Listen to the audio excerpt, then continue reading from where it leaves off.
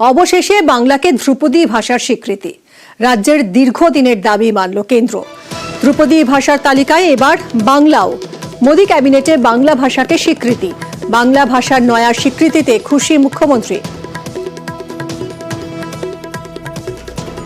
Social মিডিয়ায় post করে বাংলার ধ্রুপদী ভাষার স্বীকৃতির কথা জানিয়েছেন মুখ্যমন্ত্রী। তিনি লেখেন, আমি অত্যন্ত আনন্দের সঙ্গে জানাচ্ছি, আমাদের দীর্ঘ লড়াইয়ের পর আমাদের মাতৃভাষা বাংলাকে ভারত সরকার একটি ধ্রুপদী ভাষার মর্যাদা দিয়েছে। অনেকদিন ধরে আমরা কেন্দ্র সরকারের সংস্কৃতি মন্ত্রকের কাছে এই সংক্রান্ত গবেষণালব্ধ বিপুল তথ্য জমা দিয়ে দাবি করছিলাম, যাতে বাংলা ভাষাকে এই স্বীকৃতি দেওয়া হয়। আজ আমাদের সেই স্বপ্ন পূরণ হলো। কেন্দ্রীয় সরকার আজ সন্ধ্যায় আমাদের দাবি মেনে নিয়েছে। অন্য কয়েকটি রাজ্যের ভাষা আগে এই স্বীকৃতি পেলেও বাংলাকে বঞ্চিত রাখা হয়েছিল।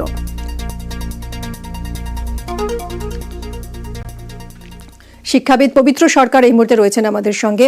পবিত্রবাবু, অবশেষে বাংলাকে ধ্রুপদী ভাষার স্বীকৃতি দিল কেন্দ্র, আপনার কি প্রতিক্রিয়া?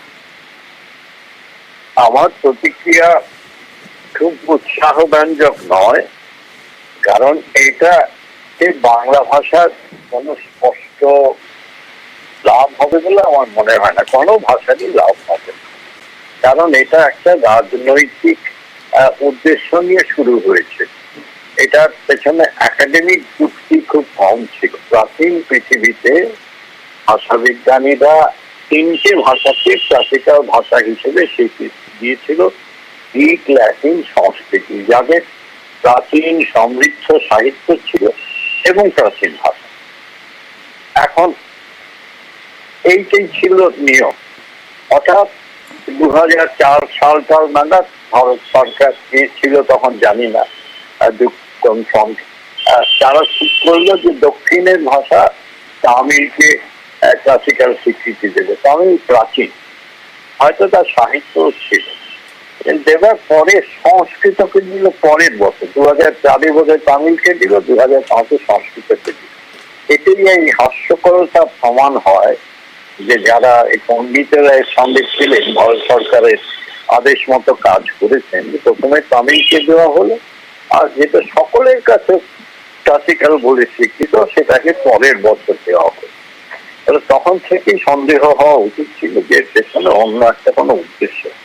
তারপর তো মারাঠি, ওড়িয়া, তেলুগু সব হয়ে গেল, এখন বাংলা, অসমিয়া ইত্যাদি হয়েছে। এখন আমার ধারণা পাঞ্জাবি সবই হবে, চাপ দিলেই হবে। এতে একটা ভাষার একটা নাম হলো মাত্র।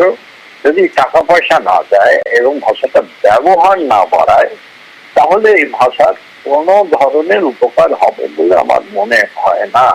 আর ব্যবহারে আমরা কি দেখছি যে বাংলাটা মুখের ভাষা ক্রমশ খিচুড়ি ভাষা হয়ে যাচ্ছে আমাদের মধ্যবিত্তদের। মুখের ভাষার এই অবস্থা, লেখার ভাষা কি অবস্থা, কি দেখি আমরা, কি লিখছি আমরা। দেখি কলকাতায় তোমরা একটা দোকানের নাম, প্রতিষ্ঠানের নাম কথা তোমরা বাংলায় দেখো, কলকাতায় বা শহরগুলোতে। এখানে বাংলার খুবই দুরবস্থা, খুবই দুঃখ। আমাদের ছেলে মেয়েদের আমরা ইংরেজি মাধ্যম স্কুলে পাঠাচ্ছি। আমাদের সঙ্গে যোগাযোগ বিচ্ছিন্ন হয়ে গেছে। শিক্ষাবিদ পবিত্র সরকারের কথা শুনছিলাম। এই মুহূর্তে কবি সুবোধ সরকারের সঙ্গে যোগাযোগ করেছি। সুবোধ বাবু, রাজ্যের দীর্ঘদিনের দাবি ছিল, অবশেষে কেন্দ্র তা মেনে নিল, বাংলাকে ধ্রুপদী ভাষার স্বীকৃতি দেওয়া হলো, কি বলবেন? আমার নমস্কার সবাইকে। নমস্কার। আমার অত্যন্ত ভালো লাগছে আজকে বলা যেতে পারে বাংলা ভাষাভাষী যত মানুষ পৃথিবীতে আছে প্রায় 28 কোটি মানুষ আজকে তাদের, এবং এই যে 28 কোটি মানুষ সেটা কখনো কখনো আরো বাড়ে, আরো কমে, কখনো কখনো সংখ্যাটাই বিগতিক হয়। তো এই এত বৃহত্তর একটা বাঙালি সমাজ, মানে যেখানে যেখানে বাংলা ভাষা উচ্চারিত হয়, সে কুচবিহারের একটি গ্রামে হোক অথবা ক্যালিফোর্নিয়ার একটা শহরে হোক, আজকে বাংলা ভাষার এই বিস্তার বিশাল একটা ঘটনা। এবং আজকে বাংলা ভাষা হয়তো কখনো কখনো সত্যি আমাদের চোখে সাইনবোর্ডে কলকাতায় পড়ে না বলে গড়িয়াহাটার মোড়ে দাঁড়ালে কিংবা শ্যামবাজারের মোড়ে দাঁড়ালে, এসপ্ল্যানেডের মোড়ে দাঁড়ালে, সেটার জন্য তো এমনকি সুনীল গঙ্গোপাধ্যায় রাস্তায় নেমে আন্দোলন করেছিলেন, আমাদের সকলের মনে আছে যে আন্দোলনের আমরাও দেখেছি। কিন্তু আজকে কথা হলো বাংলা ভাষা ধ্রুপদী হওয়াটা এই কারণে খুব জরুরি ছিল, এটা তো একটা দীর্ঘ গবেষণার দীর্ঘ পরিশ্রমের একটা ফসল। পশ্চিমবঙ্গ সরকার থেকে বিশেষ ভূমিকা নিয়ে এই কাজটি করা হয়েছিল। কালকেই মাননীয় মুখ্যমন্ত্রী জানিয়েছেন যে 3টে বিরাট ভলিউম সমস্ত ফাইল করে করে বারবার পাঠানো হয়েছে, এ ব্যাপারে শিক্ষা দপ্তর সবসময় কাজ করেছে। সুতরাং সেই দিক থেকে আমার মনে হয় যে এতটা মানে প্রাতিষ্ঠানিক পরিশ্রম, সেই পরিশ্রমের একটা ফসল আমরা পেলাম এতদিন বাদে। বিচ্ছিন্নভাবে বহু লোক, বহু অর্গানাইজেশন, বহু মানুষ বাংলা ভাষা ধ্রুপদী হওয়া উচিত বলে গলা তুলেছেন, আন্দোলন করেছেন, লেখালেখি করেছেন, বই প্রকাশ করেছেন। কিন্তু আজকে সবার ভূমিকাকে আমি বলবো অত্যন্ত গুরুত্বপূর্ণ। একজন লেখক, একজন তরুণ লেখক যিনি লিটল ম্যাগাজিনের পাতায় লিখেছেন যে বাংলা ভাষার সম্মান আরো বৃদ্ধি করা হোক, এবং সেটা হলো। একটা তো অফিসিয়াল স্টেটাস লাগে, একজন গবেষণা করেন তাকে তো একটু পিএইচডি পেতে হয়। সুতরাং এইটা সেই দিক থেকে অত্যন্ত গুরুত্বপূর্ণ একটা কাজ।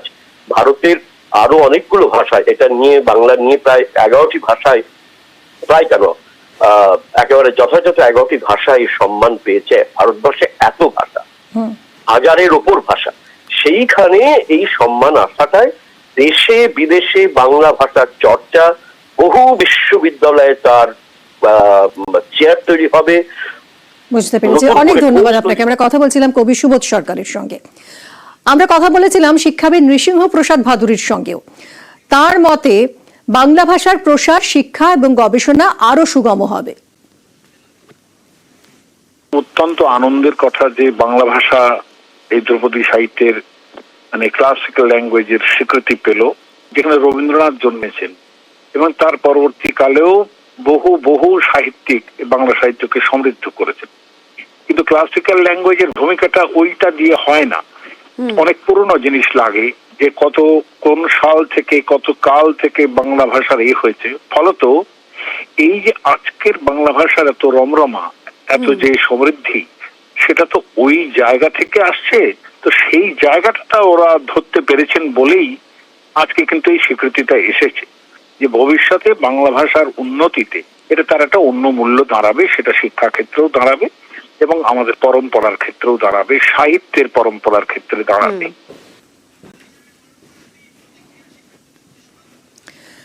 বাঙালি হিসেবে গর্ব করার দিন, প্রতিক্রিয়া কেন্দ্রীয় শিক্ষা প্রতিমন্ত্রী সুকান্ত মজুমদারের। বাঙালি হিসাবে আজকে সত্যি গর্ব করার মতো দিন। এবং আপনারা জানেন যে সাহিত্য একাডেমি আন্ডারে লিঙ্গুইস্টিক এক্সপার্ট কমিটি তৈরি হয়েছিল। সেই এক্সপার্ট কমিটি তার রেকমেন্ডেশন করেছে এবং সেই রেকমেন্ডেশনের উপর ভিত্তি করে এই 5টি ভাষাকে ধ্রুপদী ভাষার মর্যাদা দেওয়া হলো। এই জন্য মাননীয় প্রধানমন্ত্রী সহ সমস্ত কেন্দ্রীয় মন্ত্রিসভা অর্থাৎ ক্যাবিনেটকে আমি অসংখ্য অসংখ্য ধন্যবাদ জানাই। আজকে বাঙালির, আপামর বাঙালির, যারা ভারতবর্ষ শুধু নয় পৃথিবীর বিভিন্ন জায়গায় ছড়িয়ে আছে, তাদের জন্য অত্যন্ত আনন্দের দিন এবং গর্বের দিন।